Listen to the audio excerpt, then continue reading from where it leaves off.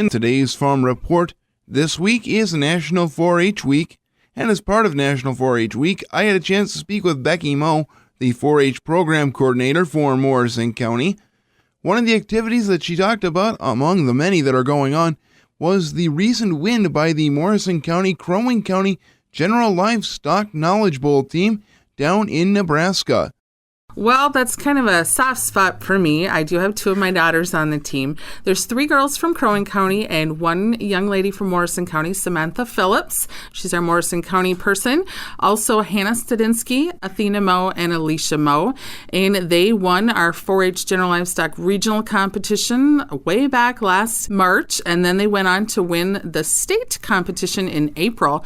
And then they went out to the Exarban Stock Show, which is in Omaha, Nebraska, just a couple of weeks ago, so it's kind of a fresh win for them, and they came in second. They did lose to North Carolina, but they gave them a heck of a run, so it was really exciting to watch. It's a double elimination contest, just like it is here in Minnesota, so you have to lose twice to be eliminated. Mo also talked about what some of the questions the teams were asked during competition.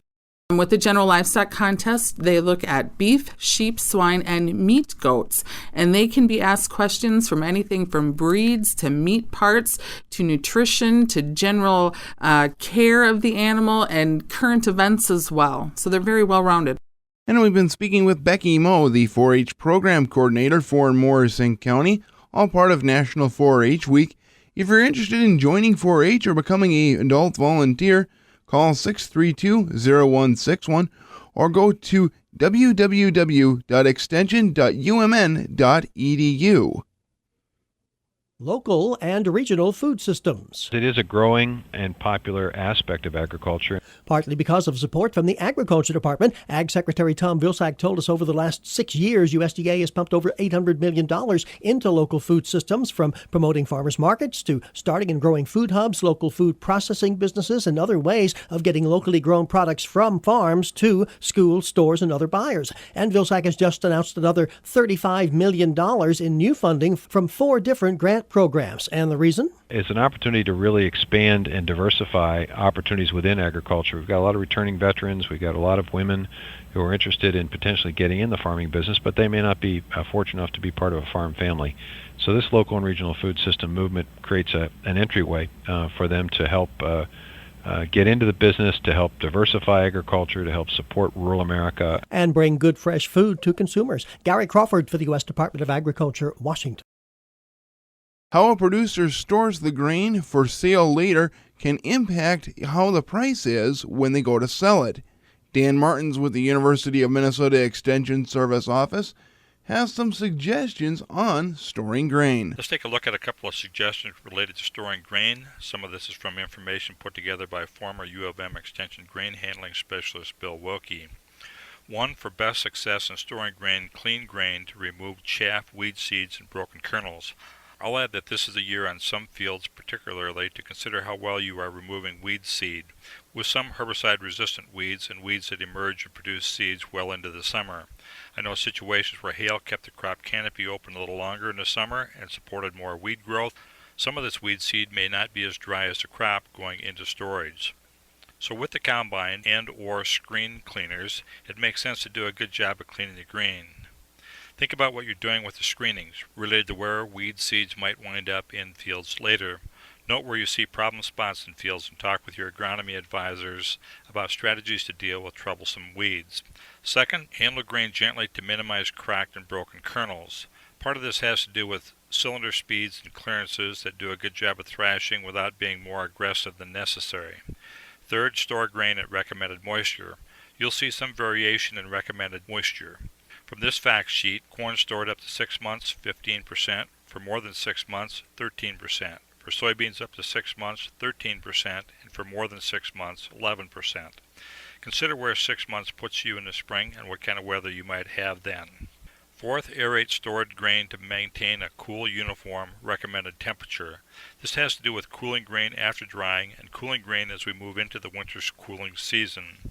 Moving into winter, the goal is to keep the grain cool to within 20 degrees of the average daily temperature to prevent moisture migration in the bin. Fifth, check stored grain frequently and take immediate action to eliminate problems. This might be a real concern already for small grain that was put into storage earlier, particularly the grain that was lodged badly and field drying conditions were very poor. Even with some drying, there can easily be some variation in grain moisture in the bin yet. And then let's talk for a minute about safety around grain handling and storage systems. Make sure there is a suitable grate covering auger intakes. Keep guards and shields in place. One of the most important items is to stay out of grain bins, trucks, and wagons where grain is flowing. Tell children not to play in these areas. For bin augers and sweeps, lock the switch box so someone can't turn augers on while you're in the bin. When possible, tell someone else when you're going into a bin, or have a note board by switch boxes. Ladder cages and handrails on a bin roof make sense. Remember to protect your lungs during the harvest season. Lung damage from farm dust is a cumulative problem. What you do to protect your lungs counts every day. Keep a supply of good quality double-strapped dust masks in a convenient airtight container and use them. I'm Dan Martins with U of M Extension, and I hope your safety efforts pay off with an enjoyable harvest season. The trade ministers from the 12 countries involved in crafting the Trans-Pacific Partnership say they have reached an agreement. This after 5 days of round-the-clock negotiations in Atlanta. Agriculture Secretary Tom Vilsack has made the point many times that a good TPP agreement would be good for U.S. farmers. Because it's going to significantly reduce the tariffs. It's going to create more of a science-based system for determining when a sanitary and phytosanitary regulation makes sense and when it's consistent with science. Analysts have said a TPP agreement could boost U.S. ag exports by $2.8 billion within 10 years, but Vilsack also says over time, we'll see increased trade opportunities as well for the countries on the other side of the negotiating table. Ag trade benefits for those other 11 countries could amount to over $5 billion. All of this predicated on the legislative bodies of all the 12 nations agreeing to ratify the agreement. Gary Crawford for the U.S. Department of Agriculture, Washington. The National FFA Convention kicks off later this month, October 28th through the 30th in Louisville, Kentucky. Part of the festivities will be a performance by the FFA Band, and one member of the band is from here in central Minnesota. Jessica Hanley from Foley will be performing, while Royalton's Leo Kuklock will be performing as part of the talent portion. There will also be several members from the Holdingford FFA chapter attending as part of the chapter attendees. Again, congratulations to Leo, Jessica, and the Holdingford FFA chapters on their attendance down at the National FFA Convention going October 28th through the 30th in Louisville, Kentucky.